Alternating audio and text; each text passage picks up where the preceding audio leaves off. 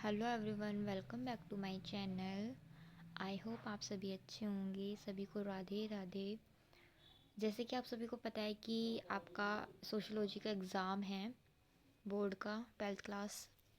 तो हमारी जो फर्स्ट बुक थी वो कंप्लीट हो गई है। बस फर्स्ट बुक के जो इम्पोर्टेंट टॉपिक्स था वो मैं आज एक क्लियर कर देती हूँ कि ये क्या है।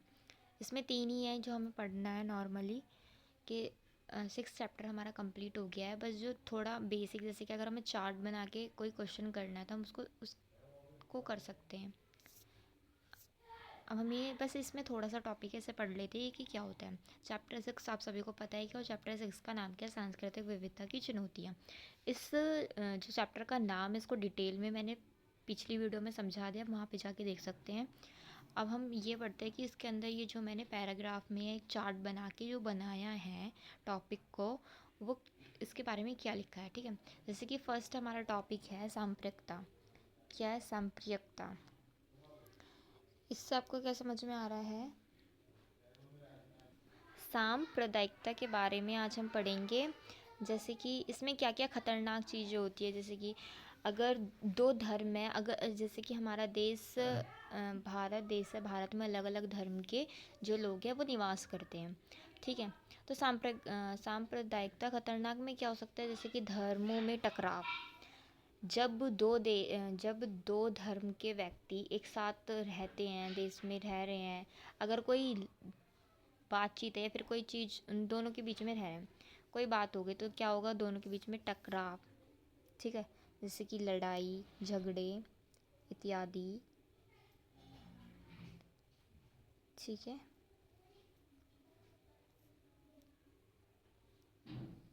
एक सेकेंड। जैसे कि हमारा लिखा है कि अ, अगर दो धर्म रह रहे हैं, उनके बीच में टकराव भी होगा, हिंसा भी होगी, दंगे भी होंगे। ठीक है, और सांप्रदायिकता का नुकसान, अगर जैसे कि दो धर्म वाले रह रहे हैं, उनके बीच में जैसे कि दंगे हो गए, लड़ाई हो गई, झगड़ा हो गया, ठीक है, हिंसा फैल गई, तो सांप्रदायिकता यानी कि जो हमारा धन है उसका भी, या वो जो दूसरा धर्म है और जो पहला धर्म है, दोनों धर्मों में लड़ाई हो रही है, उसका भी नुकसान होएगा और अपना तो नुकसान होना ही होना है।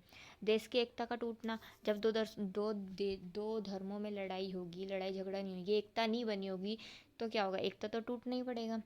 ठीक है, तो ऐसी अन्य देशों द्वारा शासन। अब क्या लगेगा कि दूसरे देश को ये लगेगा कि इस देश में दो धर्मों में लड़ाई हो रही है, तो अन्य जो देश जो होगा वो उस इस पे शासन करने लग जाएगा, अपना राज चलाने लग जाएगा।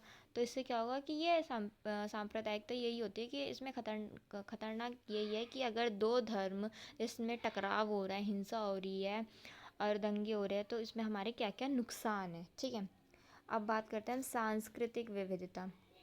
क्या होती है सांस्कृतिक विविधता? यानी कि जो हमारा कल्चर है, हमारा खान पीन है, रहन सहन है, ये जैसे कि सांस्कृतिक विविधता, हमारी सांस्कृतिक विविधता कल्चर विविधता को बोलते हैं डाइवर्सिटी। डाइवर्सिटी यानी कि अलग अलग। जैसे कि फर्स्ट हो गया हमारा धर्म, अब जाति।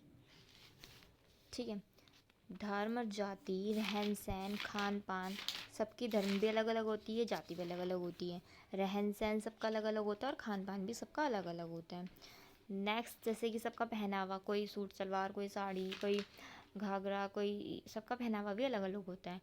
भाषा 1632, लैंग्वेज, सबकी भाषा जो होती है अलग अलग, किसी की हरियाणवी है, किसी की राजस्थानी है, किसी की हिंदी है, किसी की, ठीक है, मलयालम है, और सबके रीति रिवाज भी अलग होते हैं।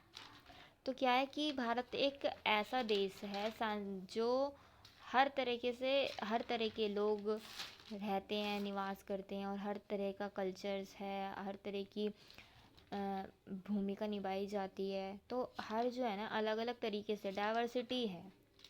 ठीक है, क्षेत्रवाद यानी कि जो क्षेत्र में रह रहे हैं, अपने क्षेत्र में, अगर एक क्षेत्र में व्यक्ति रह रहा है और उस क्षेत्र में रह के ही एक दूसरे से मिलजुल के बात करके, बातचीत करके, उस क्षेत्र से, जिस क्षेत्र में रह रहे हैं उनसे, उन लोगों से प्यार से बात करके, तो जैसे कि अपने क्षेत्र में रह रहे हैं और उससे प्यार करना। जैसे अपने जिस क्षेत्र में तुम रह रहे हो उससे प्यार करोगे, वहाँ के लोगों से बातचीत करोगे अच्छे से, तो ये उसके बारे में है। ठीक है, तो इसमें एक यही था डिटेल जो थोड़ा हमारा टॉपिक रह गया था, नहीं तो ये अदरवाइज़ हमारा टॉपिक कंप्लीट हो गया है। ये आज हमारा कंप्लीट हो गया। जो समझ में ना आए उसे समझ लेना।